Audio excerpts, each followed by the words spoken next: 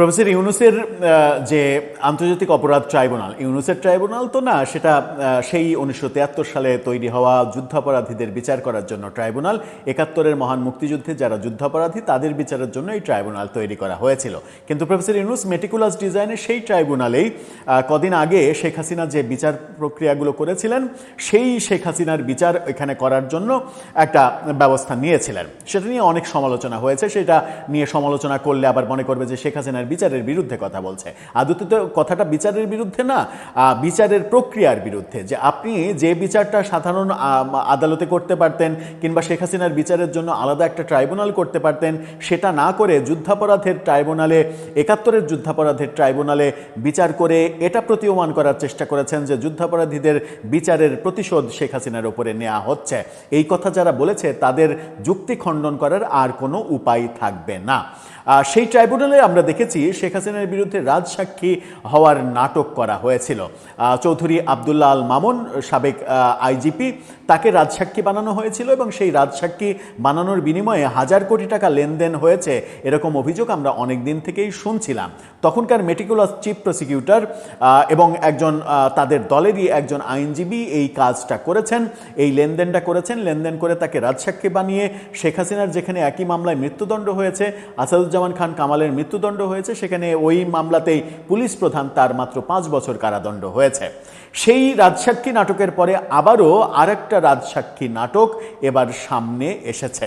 এবার আমরা দেখেছি যে আন্তর্জাতিক অপরাধ ট্রাইব্যুনালে আবারও আরেকজন রাজসাক্ষী হতে চেয়েছেন। এবারও টার্গেট শেখ হাসিনা এবং এবারের মামলা হচ্ছে ওই শাপলা চত্বরের 13 সালের 5 মে যে শাপলা চত্বরের ঘটনা, যেটাকে এখন গণহত্যা বলা হচ্ছে।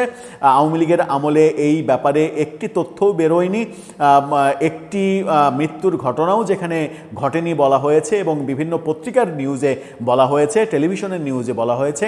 সেটা যখন এখন পরিবর্তিত ভাষা আমরা দেখতে পাচ্ছি, সেই ভাষায় এবারে রাজসাক্ষী হওয়ার ইচ্ছা পোষণ করেছেন সাবেক একজন পুলিশ কর্মকর্তা, আবারও ওই পুলিশ কর্মকর্তা। চলুন একটু জেনে দেখি রাজসাক্ষী নাটকটা এবার কি জমছে নাকি জমছে না, যখন সরকার পরিবর্তন হয়েছে। থাকবেন পলিটিক্স টিভির নিয়মিত আয়োজনে।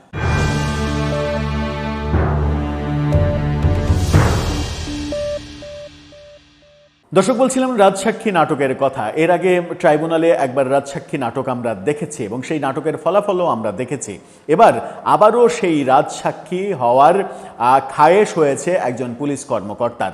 তিনি ওই 2013 সালে ঢাকায় গুরুত্বপূর্ণ দায়িত্বে ছিলেন। কি বলছে গণমাধ্যম, শিরোনামটা দেখে নিন। সেখানে বলা হচ্ছে, শাপলা চত্বরের ঘটনায় রাজসাক্ষী হতে চান সাবেক ডিআইজি আব্দুল জলিল, যিনি গ্রেপ্তার হয়ে আছেন অলরেডি। আব্দুল জলিল সাবেক ডিআইজি, তিনি রাজসাক্ষী হতে চান। এবার কি বলছেন, 2013 সালের 5 মে রাজধানীর মতিঝিলের শাপলা চত্বরের যে ঘটনা, সেই মানবতা বিরোধী অপরাধের মামলায় রাজসাক্ষী হতে চেয়েছেন সাবেক ডিআইজি আব্দুল জলিল মণ্ডল। আজকে আন্তর্জাতিক অপরাধ ট্রাইব্যুনাল 1-এর চেয়ারম্যান বিচারপতি গোলাম মর্তুজা মজুমদারের নেতৃত্বাধীন 3 সদস্যের প্যানেলে এই সংক্রান্ত শুনানি হয়েছে। তার ইচ্ছা নিয়ে শুনানি হয়েছে। এ সময় আব্দুল জলিল মণ্ডলের জামিন প্রার্থনা করে আদালতে শুনানি করেন তার আইনজীবী মোহাম্মদ আলী হায়দার। শুনানি চলাকালে আইনজীবী উল্লেখ করেন যে তার মক্কেল আলোচিত মামলার রাজসাক্ষী হতে আগ্রহী।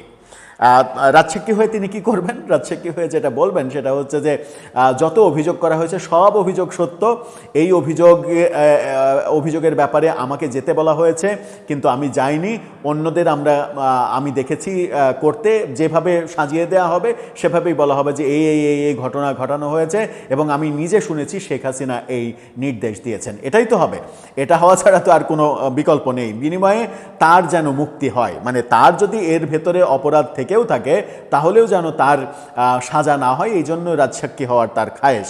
ট্রাইব্যুনাল বিস্তারিত পর্যালোচনার পর সাবেক এই ডিআইজির জামিন আবেদনটি মঞ্জুর না করে তা নাকচ করে দেন। বর্তমানে তিনি এই মামলার আসামি হিসেবে আইনি প্রক্রিয়ার মধ্য দিয়ে যাচ্ছেন। মতিঝিল শাপলা চত্বরের হেফাজত ইসলামের হত্যাকাণ্ডের সময় জলিল মণ্ডল ডিএমপির অতিরিক্ত কমিশনার ছিলেন। গত 30 মার্চ রাতে রাজধানীর সবুজবাগ থেকে তাকে গ্রেপ্তার করা হয়। এরপরে 31 মার্চ শাপলা চত্বরে হেফাজতে ইসলামের সমাবেশে এই ঘটনার অভিযোগে তাকে কারাগারে পাঠানোর আদেশ দেন আদালত। 2013 সালের 5 মে মতিঝিল শাপলা চত্বরের ঘটনা আমরা সবাই জানি।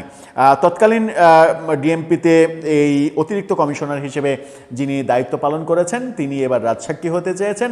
কিন্তু মজার ব্যাপার হচ্ছে প্রফেসর ইউনূসের আমলে যে চাওয়াটা পূর্ণ হয়েছে তার মানে বস এই কি বলে যে চৌধুরী আবদুল্লাহ আল মামুনের সেই খায়েশটা তার পূর্ণ হলো না যখন সরকার পরিবর্তন হয়েছে।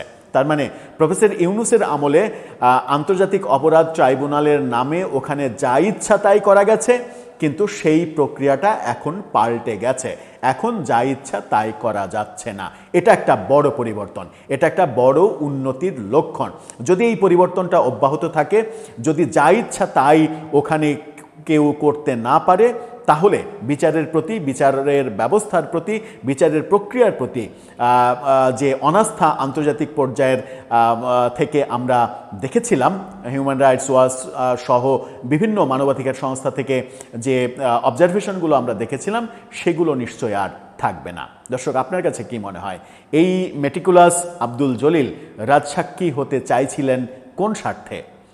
আপনার মতামত জানিয়ে লিখতে পারেন আমাদের কমেন্ট বক্সে।